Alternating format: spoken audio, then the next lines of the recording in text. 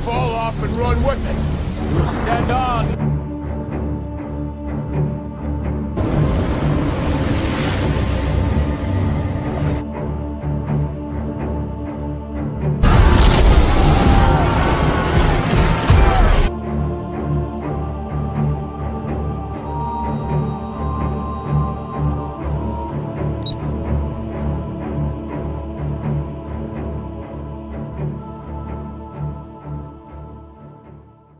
Pada tahun 1850-an, pada sebuah pulau yang bernama Nantucket, tempat di mana legenda laut lahir dan tenggelam bersama debur ombak, datanglah seorang pria bernama Herman Melville. Dia bukan pelaut, melainkan seorang penulis yang haus akan kisah besar. Dia menempuh perjalanan jauh kemari cuma demi satu tujuan, yaitu mencari sumber inspirasi untuk novelnya yang akan diterbitkan. Dia tiba di sebuah rumah tua, rumah milik Thomas Nickerson, seorang lelaki tua yang dulunya adalah awak kapal Essex.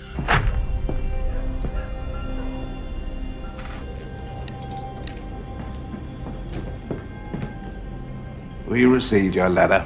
Kapal pemburu paus paling terkenal pada masanya.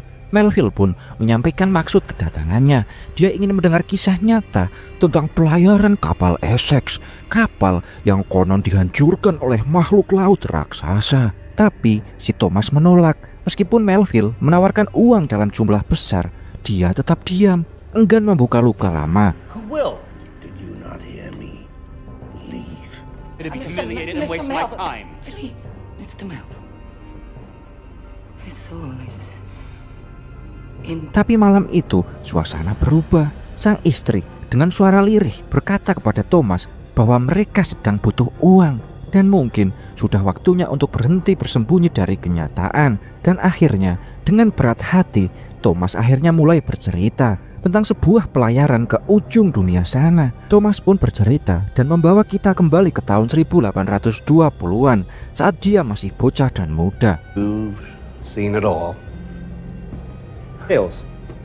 But I think this story could surpass the success. Have you read Hawthorne, Mr. Melville? I don't want to be late. Are we there? Dikala itu, pada sebuah rumah sederhana, di sanalah sosok bernama Owen Case tinggal. Dia bukan terlahir dari keluarga pelaut, melainkan anak seorang petani biasa. Dia menikahi seorang wanita bernama Peggy, yang kala itu tengah mengandung anak pertama mereka. Dan kala itu juga, Owen sedang menerima tawaran besar dari perusahaan pemburu minyak paus, yaitu menjadi kapten di sebuah kapal pemburu paus paling ambisius di Nantucket, yaitu kapal Essex. Kemudian dia melangkah menuju kantor pusat perusahaan pelayaran di Nantucket itu. Dia datang dengan harapan besar. Setelah sekian lama menjadi awak andalan di berbagai pelayaran, kini dia merasa waktunya telah tiba untuk menjadi kapten kapal. Di sana dia diberitahu bahwa perusahaan akan melayarkan kapal andalannya, sebuah kapal pemburu paus bernama Essex yang legendaris itu. Work you've done for us over the years. Thank you, sir. Best possible hands. So, As first mate. that promise must now be deferred. Dalam misi besar berburu paus demi mendapatkan minyaknya, komoditas paling berharga di kala itu, dan minyaknya itu digunakan untuk sumber penerangan di seluruh negeri. Yang kala itu belum ditemukannya sebuah lampu. Tapi bukan Owen yang akan memimpin ekspedisi itu. Sebaliknya, dia cuma ditawari posisi sebagai first mate atau perwira pertama. Posisi penting, ya, tapi tetap bukan kapten. George Pollard, anak dari keluarga pelaut yang kaya dan terhormat, yang justru ditunjuk sebagai kapten kapal. Pollard memang berdarah bangsawan laut, tapi Owen tahu persis Pollard belum cukup makan garam di laut, apalagi dalam urusan memburu paus. Merasa diperlakukan gak adil, Owen pun protes. Tetapi tetaplah darah keturunan tetap menang daripada pengalaman. Esok hari pun tiba. Setelah menerima penugasan, Owen bersiap berlayar. Sebelum berangkat, dia meminta izin kepada istrinya. Tapi naluri seorang istri nggak pernah salah. A whaling ship. Peggy merasa ada yang nggak beres. Dia bahkan sempat melarang Owen pergi. Tapi Owen tetap keras kepala. Dia percaya bahwa ekspedisi ini adalah jalan menuju masa depan yang lebih baik bagi keluarga mereka. Dan hari itu di pelabuhan ramai oleh teriakan para awak, bau tar, dan bunyi tali temali kapal. Para kru Essex satu persatu menaiki geladak. Dan inilah dia, kapal Essex yang berdiri megah di tengah dermaga. Kapal legendaris yang siap menantang luasnya samudra. Dan di atas kapal itulah Owen bertemu kembali dengan Matthew, sahabat masa kecilnya yang kini menjabat sebagai second mate, orang kedua setelah Owen. Dan dari sudut kapal berdirilah seorang bocah 14 tahun. Inilah dia sosok Tom Nickerson ketika masih kecil. Kapal Essex pun mulai berlayar. Violent name, isn't it? Yes, it is. Very shortly we will... Mr. Topman aloft! Mr. Lawrence, take the helm! Mr. Joy, make sail! Jet tops to the galleys! There's a snarl in the gasket, sir! Mr. Chapel, take the helm! Belum jauh dari dermaga, salah satu layar utama kapal tersangkut, membuat kapal terhenti mendadak. Saat itulah Owen menunjukkan siapa dirinya sebenarnya.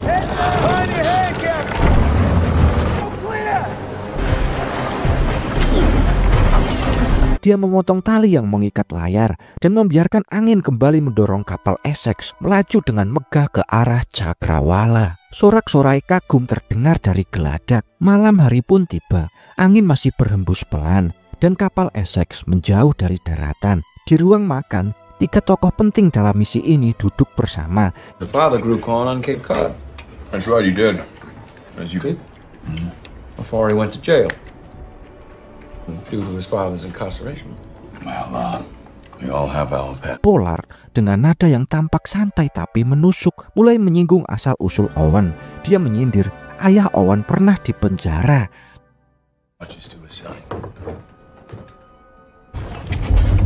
That's a fine job. Lalu Owen pun menemui seluruh anak buahnya. Dia berkata jika tujuan mereka mengisi lambung kapal dengan minyak paus sebanyak mungkin. Owen berjalan ke geladak dan melihat seorang anak muda tengah merapat ke sisi kapal, yaitu si Thomas. Wajahnya pucat, tubuhnya gemetar. Rupanya dia mabuk laut dan hampir gak sanggup berdiri. Melihat itu, Owen gak marah, tapi... Please, pull me back up! Best way to square with King Nick.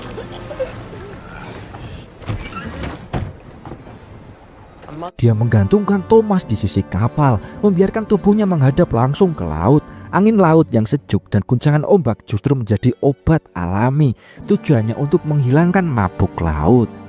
Esok hari pun tiba. Ketika matahari belum sepenuhnya naik, langit berubah kelam. Awan gelap menebal terlihat di kejauhan, seperti pertanda dari laut bahwa ujian baru akan datang. Kapal Essex yang sudah mulai menjauh dari perairan aman, kini mengarah tepat menuju sebuah badai besar. Owen yang sudah kenyang pengalaman di laut, segera memberi saran kepada sang kapten. Dia mengusulkan agar layar utama digulung, agar kapal tidak melaju terlalu cepat dan bisa menghindari pusat badai. Tapi Kapten George Pollard menolaknya mentah-mentah. Dengan nada penuh keyakinan, Pollard berkata jika memutar arah berarti kehilangan hari-hari berharga dan mereka nggak punya waktu untuk itu. We must fall off and run with it. We'll stand on.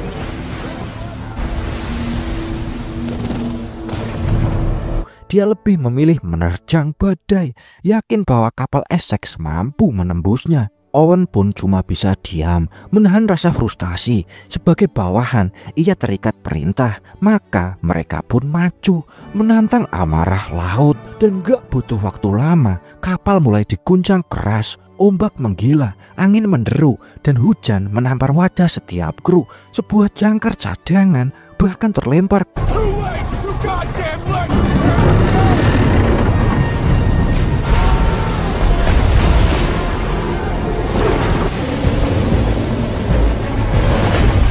Kapal Essex mulai miring, oleng dan terombang-ambing seperti mainan di tangan dewa laut. Tapi di tengah kekacauan itu, Owen dan Matthew gak tinggal diam. Dengan keberanian dan naluri pelaut sejati, mereka memanjat tali layar dan memotongnya, membuat layar terlepas. dan kapal menjadi lebih ringan hingga akhirnya perlahan stabil kembali berkat tindakan cepat mereka. Setelah badai besar itu berhasil mereka lewati, ketegangan tak langsung reda. Justru badai baru muncul bukan dari laut, tapi dari dalam kapal. Di ruang navigasi, Owen berdebat dengan sang Kapten Polar.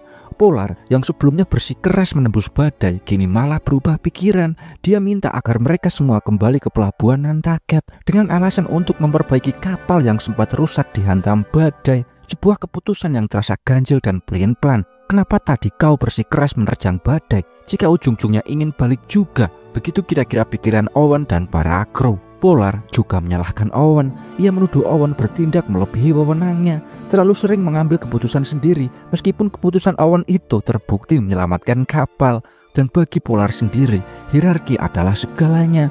Gak peduli siapa yang benar.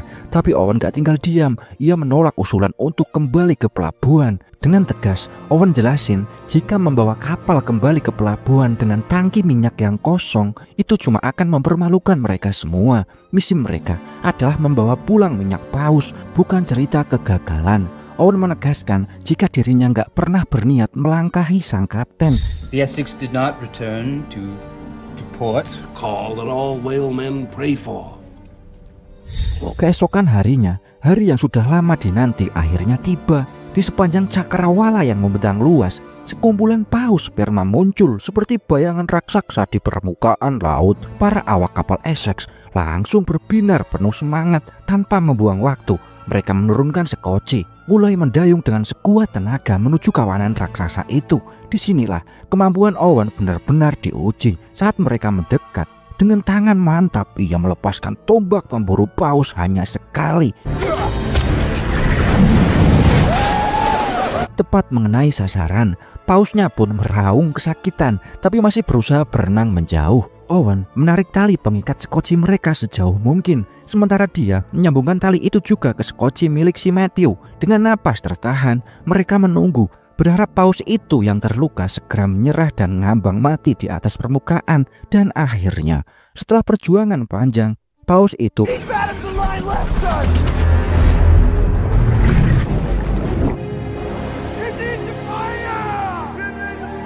mulai melemah dan berhenti berenang. Tanda kalah oleh luka yang dalam. Membunuh makhluk sebesar itu bukanlah hal yang mudah. Dan setelahnya, bangkai paus itu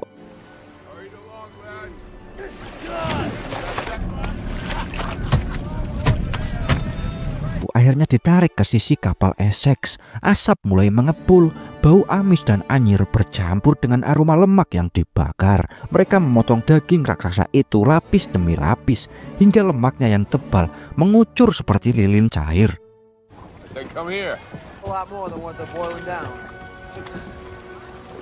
Mereka pun mulai menguras semua minyak paus yang masih tersisa. Dan si Thomas ini yang bertubuh kecil disuruh masuk ke dalam rongga tubuh paus untuk menguras sisa-sisa minyak yang ada.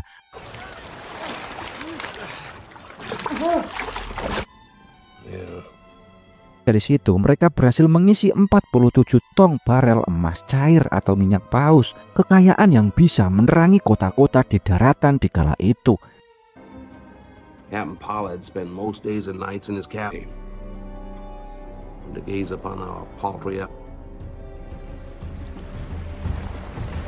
Tapi bagi sang kapten dan Owen itu belum cukup. Mereka menginginkan lebih banyak minyak paus.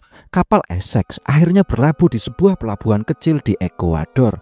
Mereka singgah bukan cuma untuk mengisi kembali persediaan air dan makan, tapi juga untuk mencari kabar di manakah gerombolan paus bersembunyi. Dan di sanalah mereka bertemu dengan seorang kapten Spanyol, pemilik kapal bernama Maria Santa. Dia adalah pemburu paus berpengalaman, dan di antara suara ombak serta gelas yang saling berdenting, dia menceritakan sesuatu yang gak biasa menurut si kapten ini. Jauh di wilayah barat ada hamparan laut tak tersentuh manusia, tempat di mana ratusan paus berkumpul untuk berkembang biak, surga bagi para pemburu. Tapi tempat itu juga dihuni oleh sesuatu yang lain.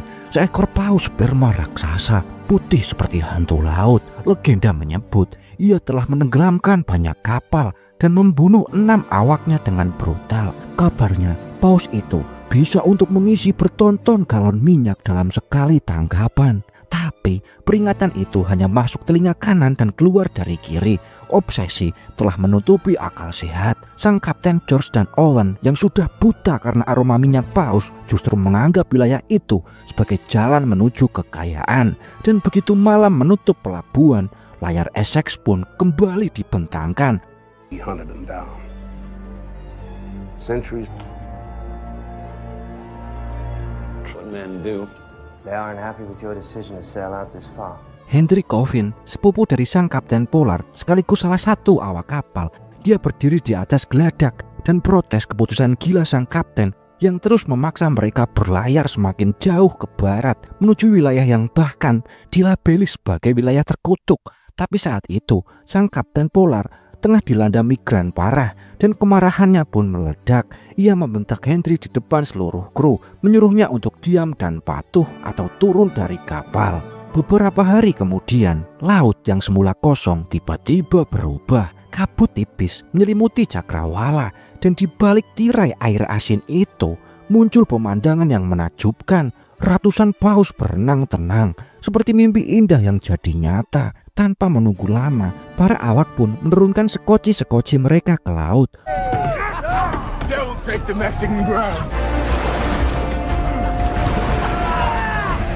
Owen memimpin salah satu di antaranya. Dayung mulai bergerak, tombak di tangan siap dilemparkan, tapi belum sempat satupun tombak melesat. Tiba-tiba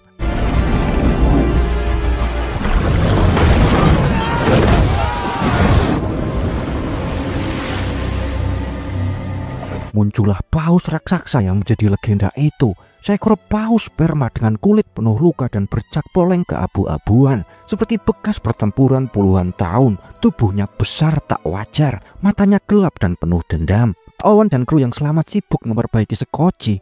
Matthew dan Kapten Pollard terus melanjutkan perburuan, mengincar paus-paus yang masih tersisa di cakrawala. Tapi jauh di bawah permukaan laut yang tampak tenang, bahaya kembali datang. Tanpa suara, tanpa bayangan, tiba-tiba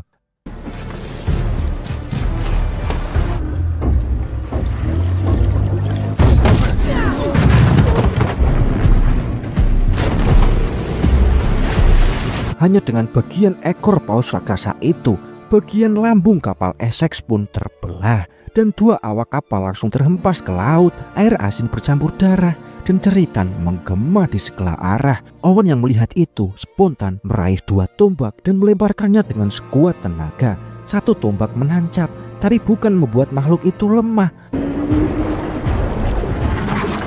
melainkan makin marah. Paus itu pun mengamuk. Tali yang terikat pada tombak di paus tubuh itu ternyata nggak kuat menahan tarikan paus yang begitu kuat. Sampai tiba-tiba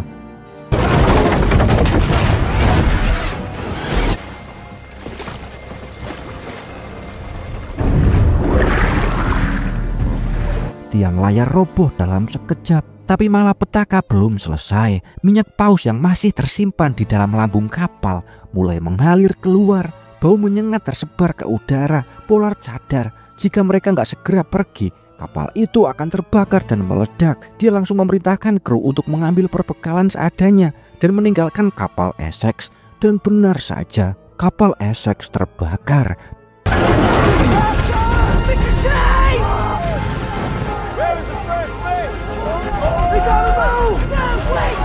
Dan kemudian perlahan tenggelam di telan lautan yang gak pernah lupa. Dan kini mereka hanya punya sekoci, perbekalan yang minim, dan lautan yang gak berujung di depan mata. Melihat kapal Essex yang hancur lebur, Henry Coffin, sepupu sang kapten, dia marah dan menodongkan pistol ke arah Owen, menyalahkan Owen atas semua yang terjadi. Kapten mencoba menenangkan situasi, membujuk Henry dengan suara serak yang nyaris pecah. Beberapa kru ikut memohon, bukan karena takut peluru, tapi mereka tahu satu kesalahan saja bisa membuat segalanya runtuh. Dan akhirnya Henry pun menurunkan senjata itu. Hari-hari berikutnya berjalan seperti mimpi buruk yang tak kunjung usai. Mereka cuma bertahan hidup dengan sepotong biskuit keras yang dibagi rata dan sisa air yang mulai berbau asin. Pada suatu momen ketika badai menerjang, mereka cuma bisa berpegangan erat di atas koci yang ringkih, mencoba menjaga keseimbangan agar tak tergulung ombak. Di tengah kekacauan itu, tiba-tiba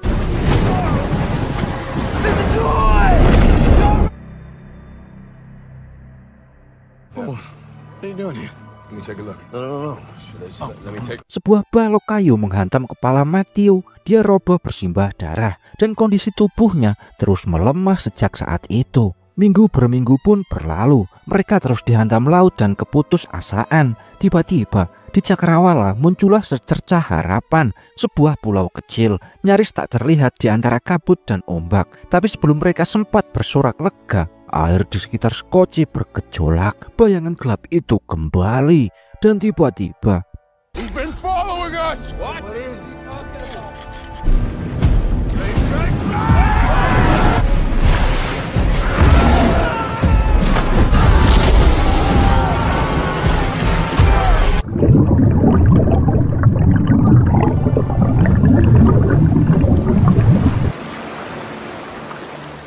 dan akhirnya Skoci mereka semua pun hancur dan mereka hanyut ke dalam bibir pantai di pulau terpencil itu. Basah, lelah dan nyaris mati. Gak ada lagi rasa lega, hanya sunyi dan tubuh yang menggigil. Di pulau itu mereka bertahan hidup dengan burung-burung, mengambil telur dari sarang dan menangkap ikan kecil dari sela karang. Tapi tak ada tanda-tanda kapal lewat. Lalu Owen menemukan sesuatu.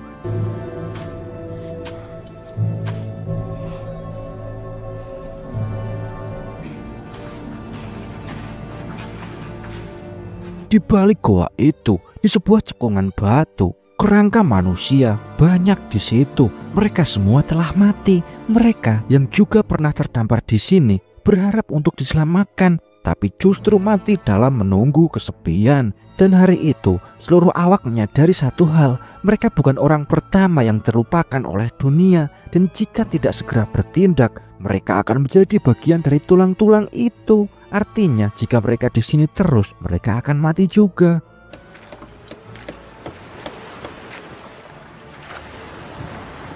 Mr. Chapel? Esok hari pun tiba. Owen memandangi Cakrawala dengan tatapan berat. Keputusan pun sudah dibuat. Dia akan melanjutkan perjalanan menggunakan Skoci yang masih tersisa. Kapten Pollard dan kru lainnya memutuskan untuk ikut serta. Tapi si Matthew bersama 3 lainnya pula memilih tetap untuk tinggal di pulau itu karena tubuh mereka terlalu lemah dan harapan sudah terlalu jauh untuk dikejar.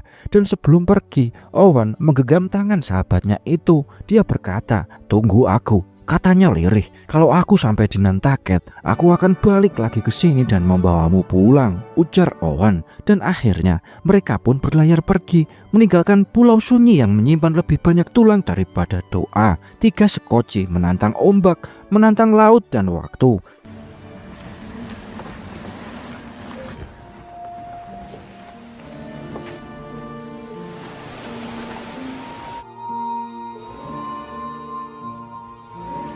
Dan setelah 48 hari terombang-ambing di antara hidup dan mati, badai serta arus laut memisahkan 3 Skoci itu. Di Skoci Owen, nasib paling kejam menanti. Salah satu krunya meninggal dunia. Wajahnya pucat, tubuhnya tak lagi bernyawa. Tom hendak mendorong tubuh itu ke laut, memberi perpisahan layaknya pelaut sejati. Tapi Owen menghentikannya dengan suara pelan tapi tajam. Dia berkata, "Laut takkan memberi apapun yang bisa menyelamatkan kita, Tom." Me boy, listen to me.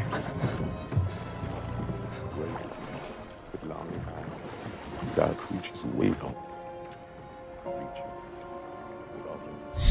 Dan kembali ke masa kini, sang penulis Herman Melville duduk termenung di hadapan Thomas, mantan awak Essex itu yang kini renta dan dibebani oleh ingatan mengerikan itu. Suaranya berat, matanya kosong. Penyesalan yang ia kubur selama puluhan tahun perlahan mencuat ke permukaan. Sang istri dan semuanya pun telah mengetahuinya. Sang istri selalu mendampinginya dan mencoba menenangkan. Tapi luka itu sudah terlanjur menganga terlalu dalam kebenaran yang harus keluar demi catatan sejarah dan demi jiwa-jiwa yang hilang di tengah samudra.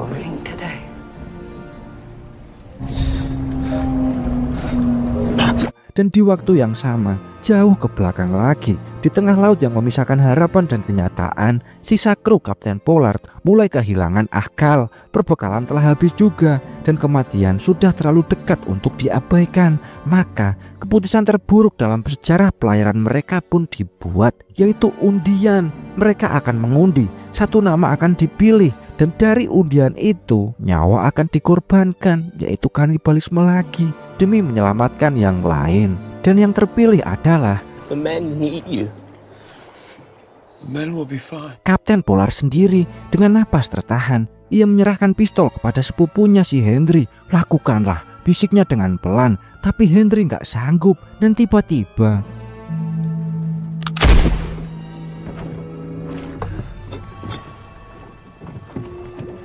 tubuh Henry pun tumbang dan tewas seketika. Ia memilih mati daripada membunuh. Dan beberapa waktu kemudian, entah keajaiban atau kutukan, dua sekoci, satu milik Owen Cash dan satu lagi milik Kapten Pollard, akhirnya bertemu kembali. Mereka lemah, kurus, tapi pertemuan itu nggak berlangsung lama dalam damai. Air pun mulai bergelombang kembali, dan dari balik ombak, tiba-tiba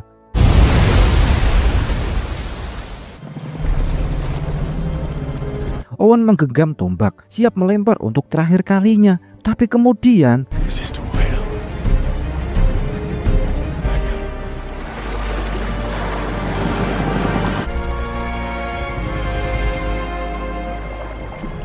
ia melihat bekas luka besar di tubuh paus itu, tanda dari serangan sebelumnya. Pandangan mereka bertemu, manusia dan monster, korban dan penyintas. Tanpa kata, Owen meletakkan tombaknya. Paus itu cuma menatap sebentar lalu berbalik arah dan menghilang ke dalam laut. Kali ini bukan mereka yang memilih untuk berhenti, tapi si raksasa paus itulah yang memutuskan untuk mengampuni. Paus monster itu pun hilang ke dalam samudra yang luas.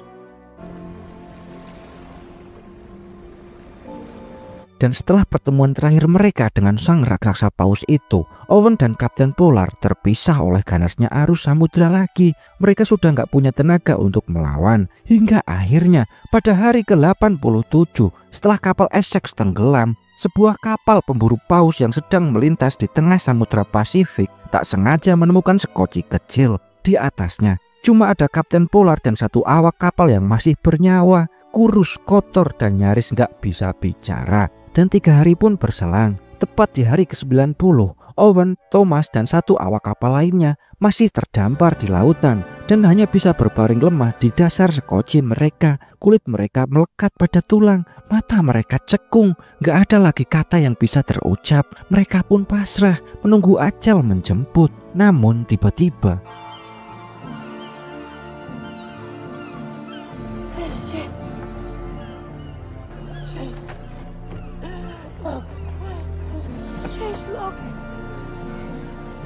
gak lama kemudian, sebuah kapal penyelamat muncul dari balik cakrawala. Mereka pun diselamatkan, dibawa ke daratan yang rupanya arus telah membawa mereka ke Chili. Dan pada akhirnya, di tanggal 11 Juni 1821, Owen, Thomas, dan yang tersisa dari tragedi itu akhirnya kembali ke tanah kelahiran mereka di Nantucket. Orang-orang menyambut mereka dipenuhi dengan tatapan kosong, campuran antara tak percaya dan kengerian. Owen akhirnya berkumpul lagi dengan Peggy, istrinya yang kini sudah melahirkan anaknya yang sudah gede ini.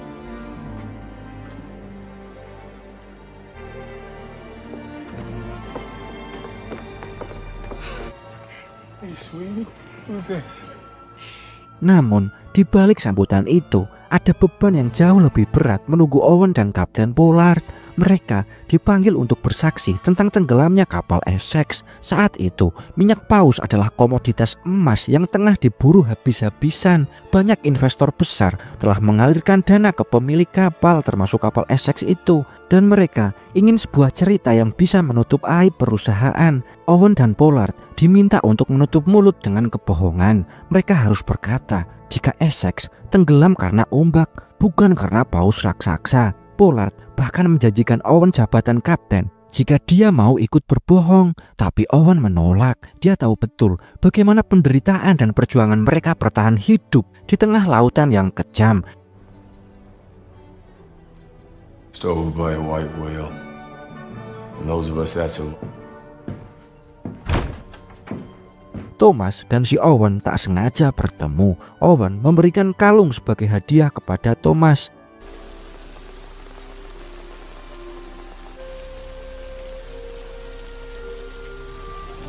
Dan ketika akhirnya dipanggil ke hadapan penyelidikan resmi di pengadilan, ia menceritakan apa adanya, yaitu kapal Essex hancur karena serangan paus putih raksasa. Si Pollard juga mengungkapkan kebenaran yang sama, tapi tim penyidik yang telah dibayar oleh para investor tetap menutup mata mereka. Mereka mengubur cerita itu dalam-dalam supaya pemburuan paus tetap berjalan tanpa hambatan di kala itu.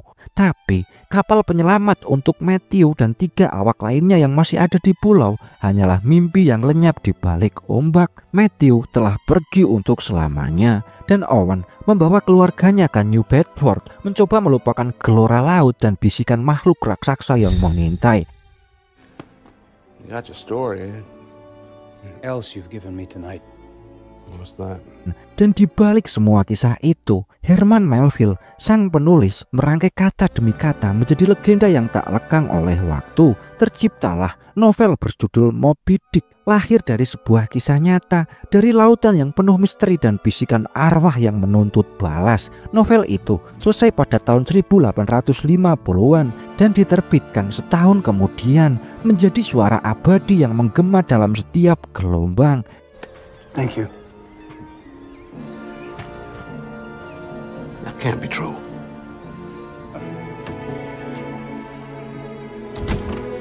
Ketika keserakahan membutakan hati, alam pun membalas dengan amarah yang dahsyat. Dan kisah ini menjadi peringatan agar jiwa kita selalu waspada dan penuh hormat pada misteri yang gak terjamah. Dan dengan ini, film pun berakhir. Terima kasih teman-teman.